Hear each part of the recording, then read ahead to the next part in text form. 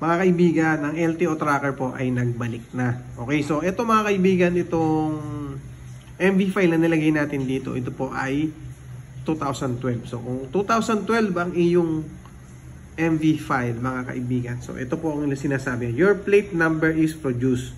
So for pick up, click the set appointment button below. For delivery, click the button below. So ito po yung plate number niya kasi 2012. Pero kapag po ang lumabas niya ni MV file pa rin po, pwede nyo pong kunin sa mga caravan niya. Kapag po ganito, ayan. So meron po tayong option para sa pagkuha ng plaka pa sa 2012 po. Ito halinilawin ko po, ito sabihin sa inyo 2012. So deliver my plate, ganito pong gagawin natin. And ayan, pila pa po natin yung mga nakalagay dito. And then pipili tayo ng option kung anong gusto nyong courier at saka kung yan, kailangan po mag-upload, may capture picture, yan. Ganito po yung mangyayari, ganito po yung lalabas sa mga LTO tracker na for deliver. Kapag set appointment naman po mga kaibigan, ito po yung lalabas natin. So tingnan natin, ayan. No?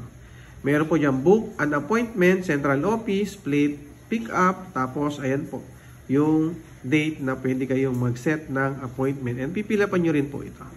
Ayan. So, ganun po lang mga kaibigan. So, syempre, big shoutout sa LTO. At naibalik na po yung LTO tracker.